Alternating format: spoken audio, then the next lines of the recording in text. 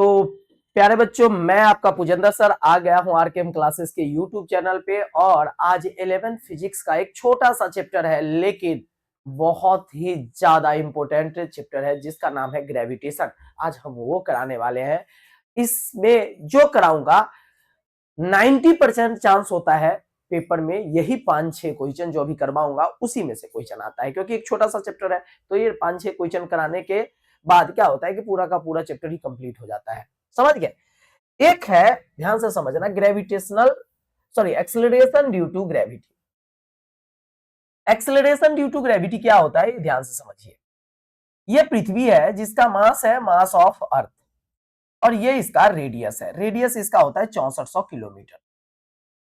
अब एक ऑब्जेक्ट है जिसका मास बहुत कम है, स्मॉल एम है। समझ में? बहुत ही कम है। और ये इससे मान लो 100 किलोमीटर ऊपर रखा हुआ है। 100 किलोमीटर बहुत होता है, समझ गए? 10 किलोमीटर भी है ना तो भी बहुत है, ठीक है? तो मान ले 10 किलोमीटर है, तो आप इस डिस्टेंस को नेग्लिजिबल कर लोगे। क्यों? क्योंकि ये 6400 किलोमीटर के रिस्पेक्ट में ये 10 किलोमीटर का कोई औकात नहीं है। तो ये पृथ्वी इसको अपनी ओर खींचेगा एक फोर्स से, जिसका नाम है ग्रेविटेशनल फोर्स। समझ में? तो ग्रेविटेशनल फोर्स किसके बराबर होगा? G capital M mass of earth, small m mass of object on radius of earth का होल स्क्वायर। ये पता चला ना कि सर ये डिस्टेंस क्यों नहीं लिए? अप्रोक्स लगभग 6400 किलोमीटर के ही बराबर होगा।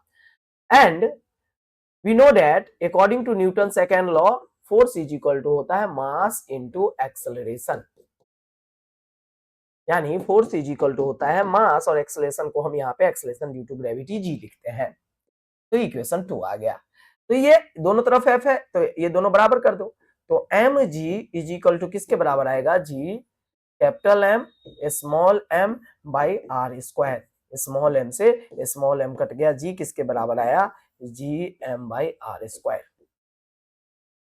यही होता है एक्सेलरेशन ड्यू टू ग्रेविटी का फॉर्मूला। यानी एक्सेलरेशन ड्यू टू ग्रेविटी दो चीजों पे डिपेंड करता है, मास पे और रेडियस ऑफ द प्लेनेट पे। समझ गया? यहाँ पे पृथ्वी पे इसका वैल्यू जो होता है अर्थ पे, वो होता है 9.8 मीटर पर सेकेंड स्क्वायर। लेकिन यहीं चंद्रमा पे बात कर लिया जाए तो इसका वैल्यू जो होता है 1.63 मीटर पर सेकेंड स्क्वायर होता है, यानी इससे 6 गुना कम होता है। इसीलिए कहा जाता है कि चंद्रमा पे किसी ऑब्जेक्ट का वेट जो है पृथ्वी के वेट से 6 गुना कम होगा। समझ गए? अब ध्यान से समझना, जी का एक और फॉर्मूला हम डिराइव कर सकते हैं डेंसिटी के टर्म में। तो डेंसिटी का फॉर्मूला क्या होता है? डेंसिटी इज इक्वल टू होता है, डेंसिटी इज इक्वल टू होता है mass upon volume. Mass upon volume. तो डेंसिटी को रो से डिनोट करते हैं मास, और वॉल्यूम को लिखते हैं 4/3 पाई आर क्यूब। तो वो मास किसके बराबर आएगा? मास आएगा density into 4/3 pi R cube के बराबर। समझ गए? तो मास आ गया 4/3 पाई पाई रो आर क्यूब। समझ में? अब इस मास को इसके जगह पे रख दीजिए, तो सो जी किसके बराबर आ जाएगा? G M by are square होता है जी, तो जी एम के जगह क्या लिखोगे? इस एम के जगह ये 4/3 pi rho R cube by are square. एक आर स्क्वायर से एक आर स्क्वायर कट गया, तो यहां से जी का वैल्यू कितना आएगा? जी आएगा 4/3 pi rho G capital R. तो एक्सेलरेशन ड्यू टू ग्रेविटी के दो फॉर्मूले, G M by are square, 4/3 pi rho G R. समझ में आया? ये भी है, ये डेंसिटी के टर्म में है, और ये मास और रेडियस के। इसमें भी रेडियस है, लेकिन इसमें मास है, इसमें मास नहीं है, डेंसिटी के टर्म में। समझ में? मैंने बोला कि एक्सेलरेशन ड्यू टू ग्रेविटी किन किन चीजों पे डिपेंड करता है। तो एक्सेलरेशन ड्यू टू ग्रेविटी दो चीजों पे डिपेंड करेगा, G M by are square. Mass पे भी डिपेंड करेगा और रेडियस पे भी डिपेंड करेगा। यानी इसका ये मतलब हुआ, जैसे ये पृथ्वी है जिसका रेडियस आर है, जिसका रेडियस आर है पृथ्वी का, और इससे एच हाइट पे एक ऑब्जेक्ट रखा गया है जिसका मास स्मॉल एम है। कितने हाइट पे? H height.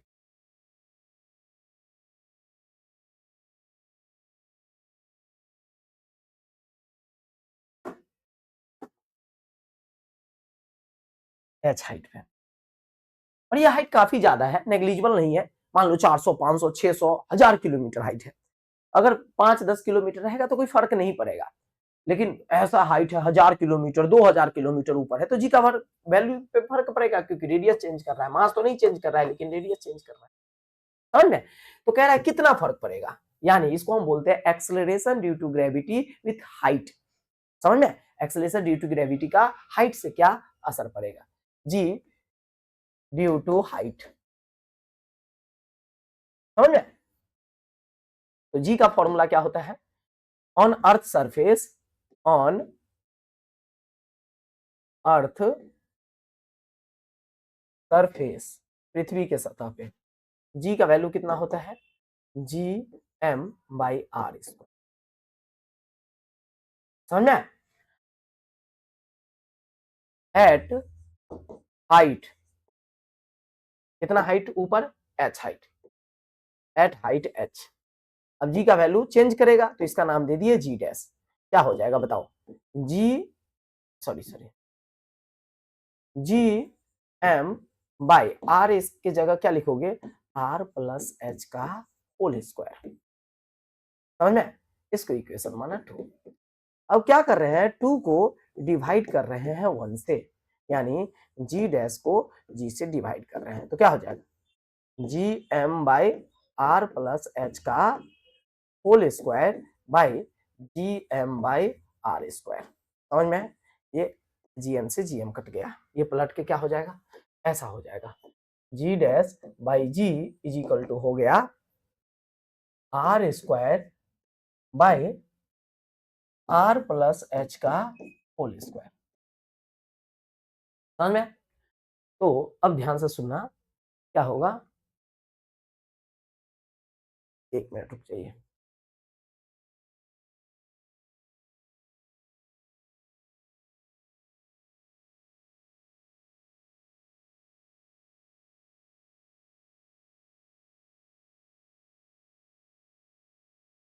कैमरा दिक्कत हो गया था, ठीक है,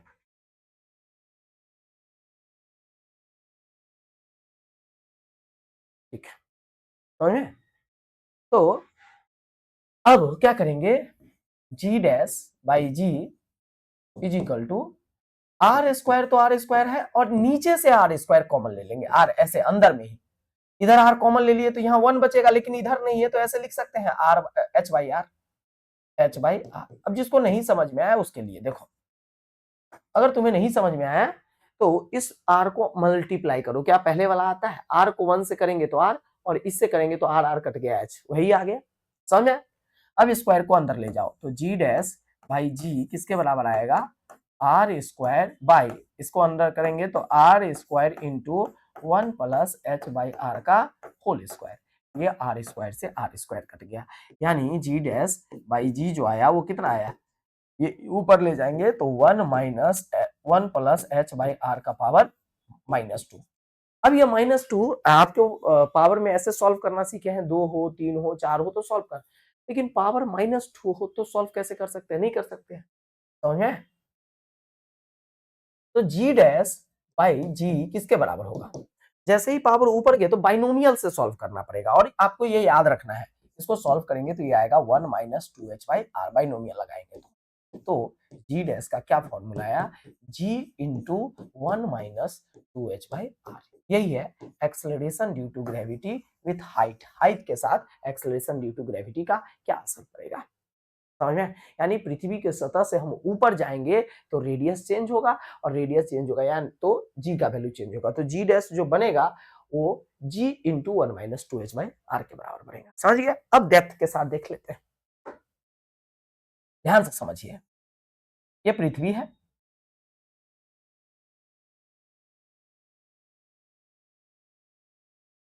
समझ गया, जिसका रेडियस आर है, इसका रेडियस क्या है आर, और यहां से एच हाइट नीचे आ रहे हैं, कितना हाइट नीचे आ रहे हैं, एच हाइट, या डी डेप्थ नीचे आ रहा है, डी लिखो, यहां आ गया, तो ये हाइट कितना बचा, ये हाइट ऐसे अगर पृथ्वी ले,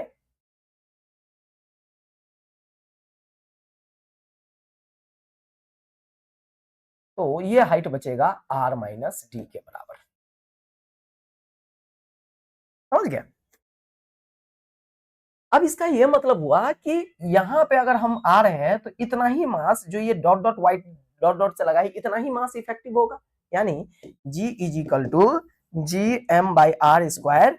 इसमें मास भी चेंज हो रहा है और आर भी चेंज हो रहा है, तो बड़ा मुश्किल हो जाएगा, आपको मास निकालना पड़ेगा, पूरा मास वॉल्यूम में वो लगा के। तो एक काम करते हैं हम ना, डेंसिटी वाला फॉर्मूला ले लेते हैं, ताकि मास ही हट जाएगा।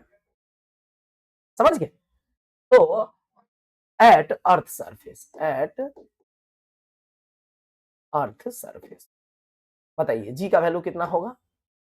जी का वैल्यू होगा जी 4/3 पाई रो जी आर। ये जी का वैल्यू है अर्थ सरफेस पे। समझ में आया कि नहीं है? क्या है कि अर्थ सरफेस पे जी का value 4/3 pi rho G are है। यहाँ पे मास वाला नहीं आया, सिर्फ आर से लिए, ठीक है, क्योंकि डेंसिटी ले ली है। At the depth below the earth surface,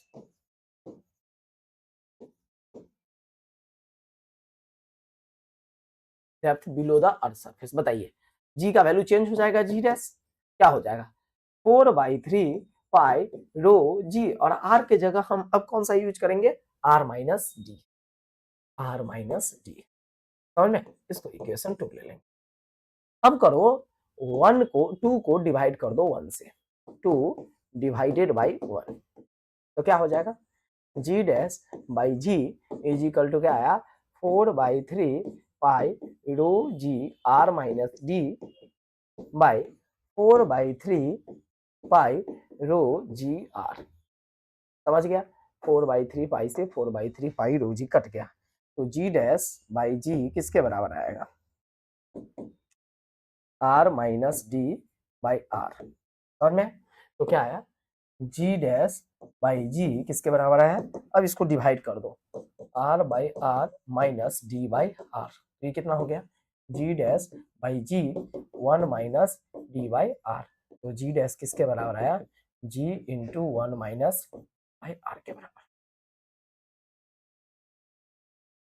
ये acceleration due to gravity height के, सॉरी डेप्थ के कारण आया। समझ में? तो दोनों निकालिए। अब इस दोनों में क्या रिलेशन है? G height and G depth. ऐसा कितना, कौन सा ऐसा कहेगा? Find the relation between height and depth, find the relation between between height and depth, ठीक है, for G height is equal to G depth. अब देखो हाइट और डेप्थ में रिलेशन निकालना है जिसके कारण जी हाइट जो हो वो जी डेप्थ के बराबर हो। हाइट का फॉर्मूला क्या था? G into 1 minus 2h by R, और डेप्थ के कारण क्या था? G into 1 minus D by R. G से जी कट गया, क्या बचा? 1 minus 2h by R is equal to 1 minus D by R. अब इस 1 को इधर लाएंगे, 1 से 1 कट गया, माइनस से माइनस कट गया, क्या हुआ? 2h by R is equal to D by R, R से आर कट गया, तो 2h इज इक्वल टू क्या आया? डी। यही रिलेशन आ गया। यानी ये वाला रिलेशन ऐसे पूछ दे कि 20 किलोमीटर हम ऊपर गए या 200 किलोमीटर ऊपर गए तो नीचे कितना नीचे जाएंगे? 200 किलोमीटर गए तो नीचे कितना जाएंगे कि डी का वैल्यू बराबर हो? तो हम एच का वैल्यू अगर 200 ले रहे हैं तो डी कितना होगा? 400। समझ में? तो हमें क्या निकाल लिया? एक्सेलरेशन ड्यू टू ग्रेविटी पढ़ लिया, हाइट के कारण कितना चेंज हुआ वो पढ़ लिया, डेप्थ के कारण कितना चेंज हुआ वो पढ़ लिया। अब है ग्रेविटेशनल पोटेंशियल एनर्जी। ध्यान से सुनना, ग्रेविटेशनल पोटेंशियल एनर्जी, डेरिवेशन थोड़ा सा बड़ा है लेकिन इसको ठीक से पढ़ना है, क्योंकि अगर ये पढ़ लिया आपने तो क्या होगा कि आपको एक और डेरिवेशन आ जाएगा जिसका नाम है एस्केप वेलोसिटी, इसी के जैसा मिलता जुलता है। देखो भाई, ग्रेविटेशनल पोटेंशियल एनर्जी का डेफिनेशन है कि किसी भी मास को इन्फिनिटी से उठाकर गिवन पॉइंट तक लाने में जो वर्क करना पड़ता है उस वर्क का नाम है gravitational potential energy. The amount of work done for bringing any mass from infinity to given point is known as gravitational potential energy. ये एक पृथ्वी है, एक क्या अपना पृथ्वी है जिसका रेडियस है r, समझ गए? और ध्यान से समझना, इन्फिनिटी से उठाकर हमने क्या किया, एक पॉइंट को इन्फिनिटी से उठाकर यहां से यहां लाया, यहां तक, इन्फिनिटी से लाकर यहां तक लाया, और हमें वर्क निकालना है। देखो सबसे बड़ी बात क्या है, वर्क इज इक्वल टू होता है force into displacement, force into displacement. अब इन्फिनिटी कहाँ है यही नहीं पता है, तो डिस्प्लेसमेंट आपको पता चलेगा नहीं चलेगा, और जब डिस्प्लेसमेंट पता नहीं चलेगा तो वर्क नहीं पता चल सकता है, समझ में। तो इसके लिए क्या करते हैं, हम एक छोटा सा वर्क निकाल लेते हैं। क्या करते हैं, दो पॉइंट कंसीडर कर लेते हैं ए और बी के बीच में, ए और बी के बीच में दो पॉइंट कंसीडर कर लिया, जानते हो क्यों, सॉरी इन्फिनिटी और यहाँ के बीच में, रेडियस के बीच में हमने दो पॉइंट कर लिया ए और बी, समझिए। आपको इस पॉइंट पे निकालना है वर्क, पी पॉइंट पे, जो इसके सेंटर से आर डिस्टेंस पे है, नहीं समझे, यानी हमें इन्फिनिटी से किसी ऑब्जेक्ट को जिसका मास m है उठा के पी पॉइंट तक लाना है, वर्क निकालना है। लेकिन आपको इन्फिनिटी ही नहीं पता है तो डिस्टेंस पता नहीं है, डिस्टेंस नहीं पता है तो वर्क नहीं निकाल सकते। तो हमने दो पॉइंट कंसीडर कर लिया ए और बी, और इसके बीच का डिस्टेंस ले लिया डी एक्स ले लिया, समझ गए। जो ए पॉइंट है वो एक्स डिस्टेंस पे है, कितने डिस्टेंस पे है, एक्स डिस्टेंस पे, क्लियर है, नहीं समझ में आया। हम ए और बी क्यों कंसीडर किए, ताकि हम यहां से यहां तक एक छोटा सा वर्क निकाल सके, और इसी वर्क को इंटीग्रेट कर देंगे इन्फिनिटी से आर डिस्टेंस तक, स्मॉल आर डिस्टेंस तक, यानी इस पी पॉइंट तक, तो हमारा काम बन जाएगा। तो एट पॉइंट ए पहले ए पॉइंट पे फोर्स निकालो। फोर्स का फॉर्मूला क्या होता है, फोर्स का फॉर्मूला होता है force is equal to capital G, capital M, small m, और बाय डिस्टेंस, डिस्टेंस कितना है एक्स, तो एक्स स्क्वायर। ये फोर्स निकल गया ए पॉइंट पे। अब हम यहां से ए से बी तक आ रहे हैं, समझ गए। तो work from A to B, work from A to B, A to B, A से बी के बीच में वर्क, बताइए वर्क का फॉर्मूला क्या होता है, वर्क होता है फोर्स इनटू डिस्प्लेसमेंट। तो छोटा सा वर्क निकाल रहे हैं क्योंकि ए से बी छोटा डिस्प्लेसमेंट है, तो एफ और डिस्प्लेसमेंट आएगा dx। तो dw is equal to force क्या है, g capital M small m by x square, और डिस्प्लेसमेंट है dx। अगर इसी छोटा से बड़ा वर्क निकालना है तो इंटीग्रेट करना पड़ेगा, g capital M small m by x square into D X. कहां से कहां, शुरू में इंफिनिटी था और बाद में पी पॉइंट तक लाए। पी पॉइंट कितने डिस्टेंस पे है, आर डिस्टेंस पे, तो आर डिस्टेंस, समझ में आया। तो वर्क इज इक्वल टू क्या आएगा, G capital M small m, बाहर निकाल दिया। अब x की पावर इंटीग्रेशन है तो ऊपर लेके जाओ, x की पावर -2 इंटू डी एक्स, कहां से कहां, इन्फिनिटी से लेके आर तक। तो वर्क किसके बराबर है, G capital M small m, x की पावर 2 है तो x की पावर ऐड करेंगे तो x की पावर माइनस, इंटीग्रेशन में एक ऐड करते हैं तो -2 में एक ऐड करेंगे तो -1 बाई -1, समझ में आया, क्लियर है। तो इस माइनस को बाहर भेज दो, तो वर्क इज इक्वल टू आए minus G capital M small M, समझ में। अब ये x की पावर -1 है, कहां से कहां था, इन्फिनिटी पे शुरू पे था और r में बाद में लाए।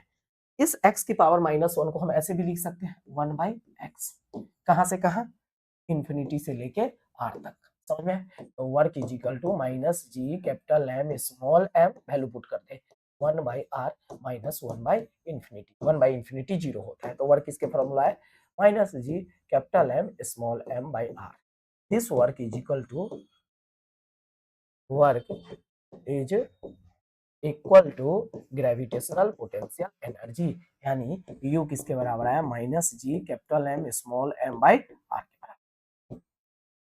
जो ये नेगेटिव साइन है ये बताता है कि दो ऑब्जेक्ट के बीच में अट्रैक्शन हो रहा है, समझ में आया। तो यानी negative sign represent the attraction between two object, समझ में आया, क्लियर है।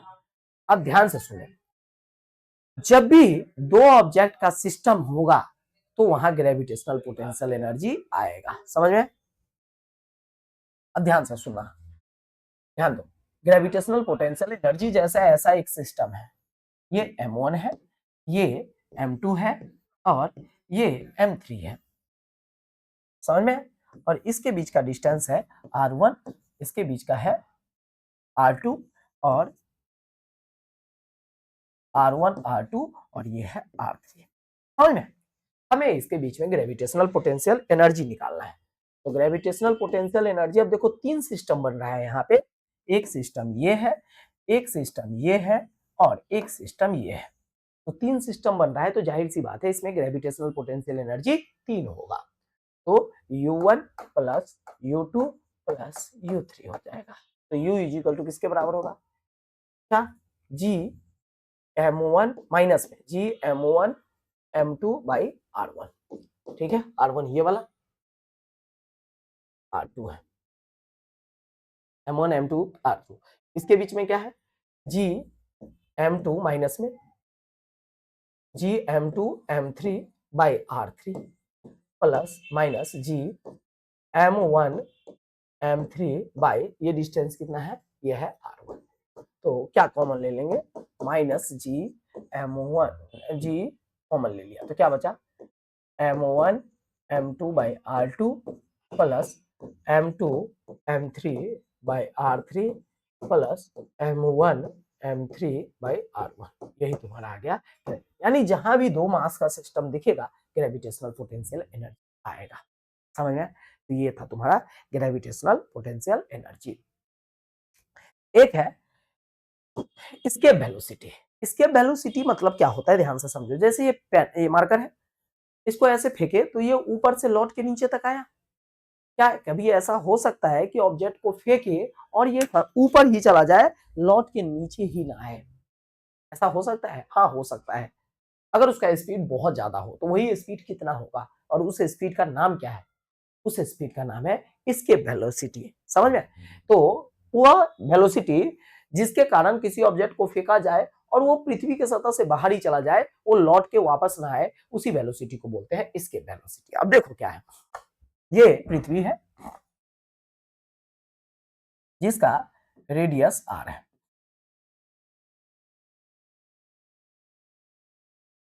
एक ऑब्जेक्ट था जो पहले यहाँ पे था, यहाँ पे था पृथ्वी के सतह पे, और हम इसे फेंक के इंफिनिटी पे ले गए। समझे? इसको इंफिनिटी तक ले गए। क्लियर है? अब ध्यान से सुनिए, इस बीच में हमने दो पॉइंट कंसीडर कर लिया, ए और बी। इसका डिस्टेंस है dx। अब फिर आपको एनर्जी निकालना है, तो हमें ए पॉइंट बी पॉइंट क्यों कर लिया आपको पता है। समझ में? ये इसके r डिस्टेंस पे है, सॉरी स्मॉल r डिस्टेंस पे।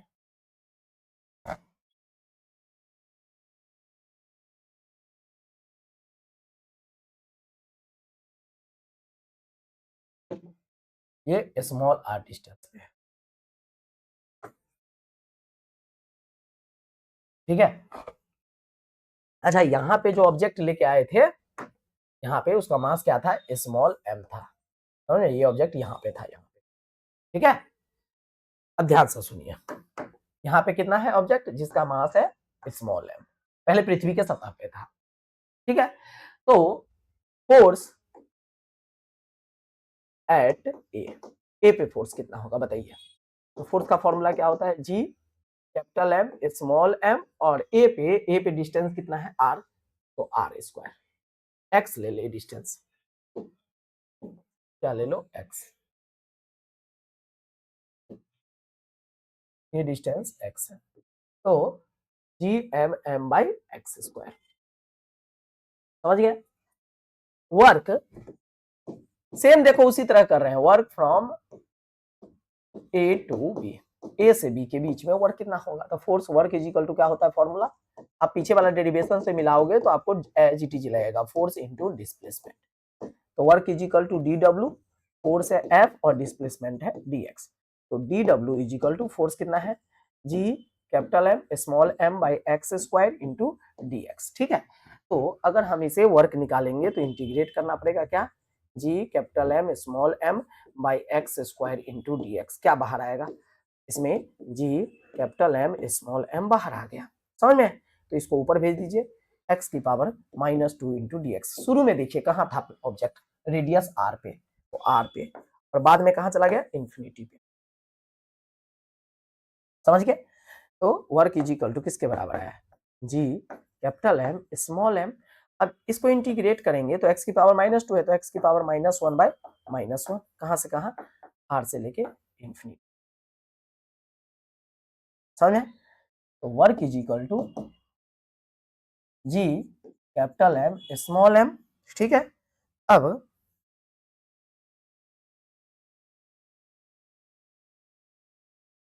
इस माइनस को बाहर भेजिए, तो ये ऐसे हो जाएगा -g capital M small m. अब ये x की पावर -1 है तो नीचे लग, तो 1 बाय एक्स, कहां से कहां, -1 बाय नहीं x इंफिनिटी से लेके नहीं r से लेके इंफिनिटी तक, r से लेके इंफिनिटी। समझ में? क्लियर है? अब देखो work is equal to -g capital M small m. अब ऊपर वाला वैल्यू डालो, 1 by infinity -1 by r। 1 by infinity 0 होता है, तो वर्क किसके बराबर है, -g capital M small m. ये तो 0 हो गया, तो -1 बाई r। तो वर्क किसके बराबर है, g capital M small m by r। ये वर्क आ गया। अब इंफिनिटी पे जाएगा बेटा, तो ये वर्क किसके बराबर हो जाएगा, ये वर्क ही हो जाता है ग्रेविटेशनल सॉरी काइनेटिक एनर्जी के। जैसे यहाँ पे एनर्जी था और जब ऊपर गया तो डिस्टेंस बहुत ज्यादा होगा, तो एनर्जी तो 0 हो गया, और यही एनर्जी किस में बदल जाता है, काइनेटिक एनर्जी में। एट इंफिनिटी क्या होगा, दिस वर्क, वहां पे ऑब्जेक्ट के पास आ जाएगा काइनेटिक एनर्जी। काइनेटिक एनर्जी क्या होगा, हाफ एम, और वेलोसिटी क्या है, वी स्क्वायर। और वो वेलोसिटी को एस्केप वेलोसिटी बोल रहा है, क्यों, क्योंकि उसी वेलोसिटी से चला गया। From conservation of mechanical energy, क्या पढ़ते हैं, ये वर्क इसके बराबर होगा, ये एनर्जी इसके बराबर होगा, तो क्या हाफ एम वी ई का square is equal to G capital M small m by R. ये एम से एम कट गया, समझ में? तो वी ई का square is equal to 2 G M by R. समझ में? तो बताइए,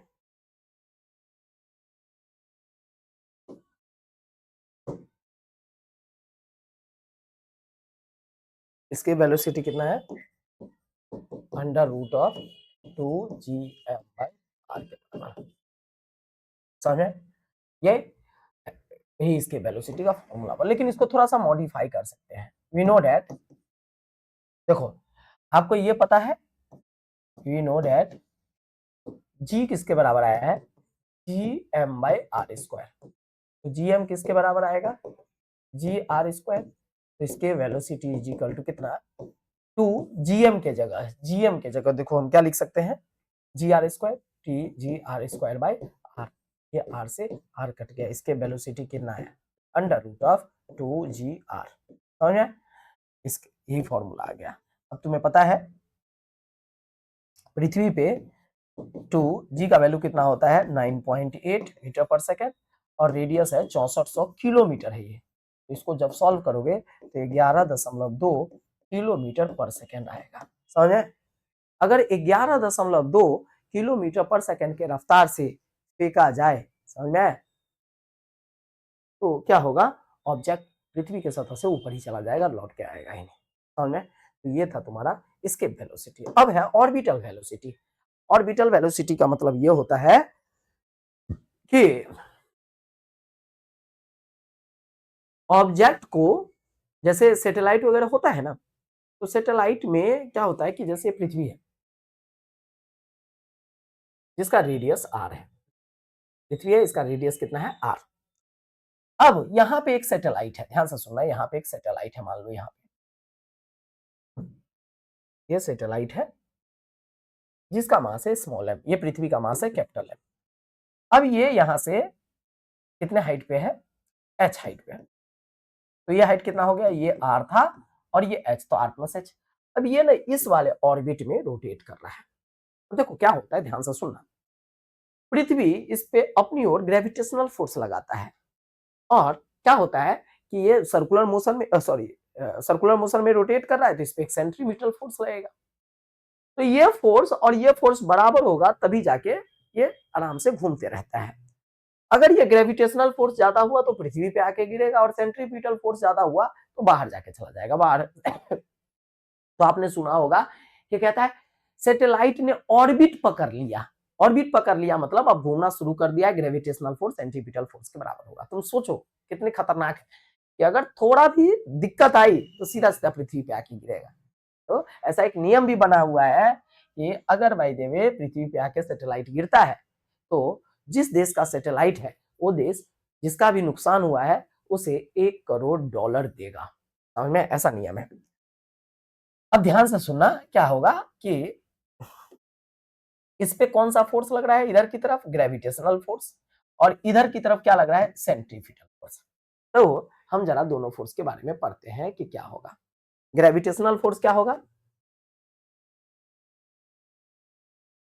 ग्रेविटेशनल फोर्स जो होगा वो जी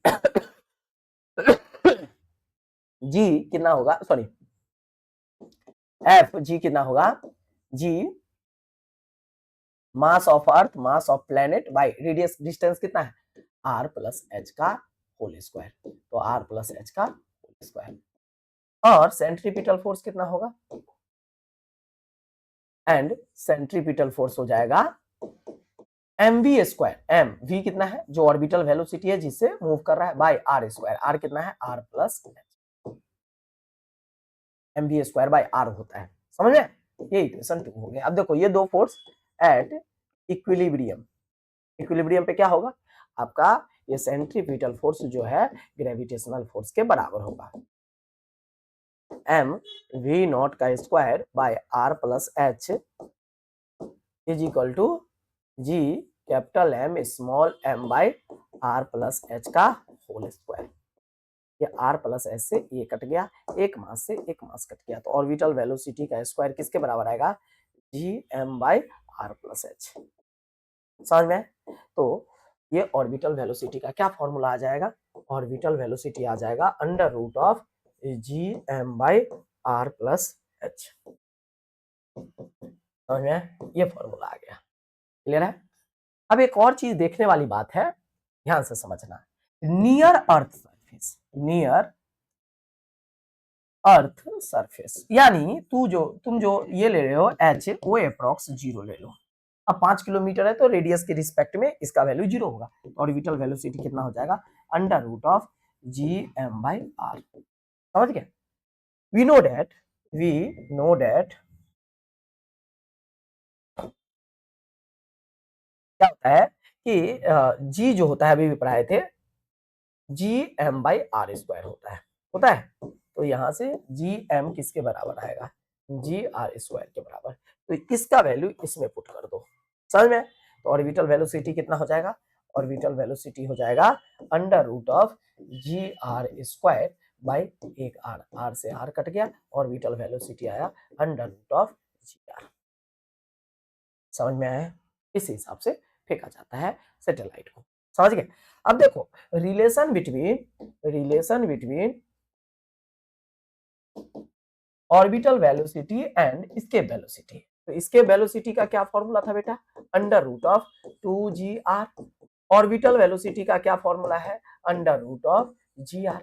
ये इक्वेशन 1 है, ये इक्वेशन 2 है।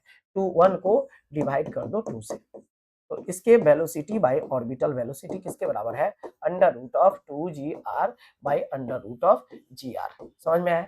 तो ये gr कट गया, रूट से रूट भी गया, नहीं रूट से रूट कैसे चला जाएगा, अंदर में लेके कट कर दिए, तो इसके वेलोसिटी बाय ऑर्बिटल वेलोसिटी आया अंडर रूट ऑफ 2। समझ गए? तो हम इसे ऐसे भी लिख सकते हैं, इसके velocity under root of 2 times of orbital velocity. समझ में आया? तो ये तुम्हारा है। एक है कैपलर्स लॉ। कैपलर्स नाम के एक साइंटिस्ट आया था, उसने क्या बताया था, ध्यान से सुनिएगा। उसने बताया था कि जैसे 3 नियम दिया था उसने, कि कोई भी प्लेनेट सूर्य के चारों तरफ इलिप्टिकल पाथ में, अंडा आकार में, सर्कल नहीं होता है, इलिप्टिकल होता है। इलिप्टिकल क्या होता है मैं देखता हूं, अगर इसका डायग्राम हो। देखो ये सर्कल है, और इसको अगर मैं ऐसे कर दूं, नहीं ये नहीं बनेगा ऐसे नहीं बनेगा, इस वाले स्मार्ट बोर्ड पे। ये होता है इलिप्टिकल पाथ। समझ में? और इसका दो फोकी होता है, फोकस, ये और ये। तो कहता है कोई भी प्लेनेट सूरज के चारों तरफ इलिप्टिकल पाथ में घूमता है जहां जिसके फोकस पे सूरज होता है, सन इसके फोकस पे होता है। ये पहला नियम था उसका कि कोई भी प्लेनेट सूरज के चारों तरफ इलिप्टिकल पाथ में घूमता है। दूसरा नियम कहता है कि मान लो कि सूरज यहाँ पे है और 10 दिन में सूरज यहाँ से यहाँ, सॉरी पृथ्वी यहाँ पे है प्लेनेट, और यहाँ से यहाँ 10 दिन में चला गया। समझ में? तो यहाँ से ये देखो ऐसे, पहले यहाँ पे था और बाद में यहाँ चला गया। तो यही एरिया बनाया, ये वाला एरिया बनाया, एरिया कवर किया ना 10 दिन में, ठीक है। और मान लो इस एक बार इधर था और यहाँ आ गया 10 दिन में, यहाँ पे था 10 दिन में यहाँ आ गया। अब यहाँ पे एरिया कौन सा बनेगा? ये वाला, समझे? ये वाला एरिया बना। तो कह रहा है कि सेम टाइम में 10 दिन में यहां से यहां गया और यहाँ इधर की तरफ 10 दिन में यहां से यहाँ है। सेम टाइम में जो ये एरिया बन रहा है, ये एरिया इस एरिया के बराबर होगा। समझ में? ये नियम दूसरा था। और तीसरा कह रहा है कि टाइम पीरियड का जो इसका एक चक्कर लगाने में जो टाइम लगता है उसका स्क्वायर वो डायरेक्टली प्रोपोर्शनल होगा रेडियस ऑफ क्यूब के। ये तीसरा नियम था। यही था केपलर्स लॉ और यही था आपका ये इंपॉर्टेंट चैप्टर। समझ में? हम मिलते हैं नेक्स्ट वीडियो में, ठीक है, जिसका नाम है सॉलिड और फ्लूइड। दोनों को एक ही वीडियो में हो सकता है करा दे, क्योंकि सॉलिड जो है वो छोटा सा चैप्टर, ठीक है।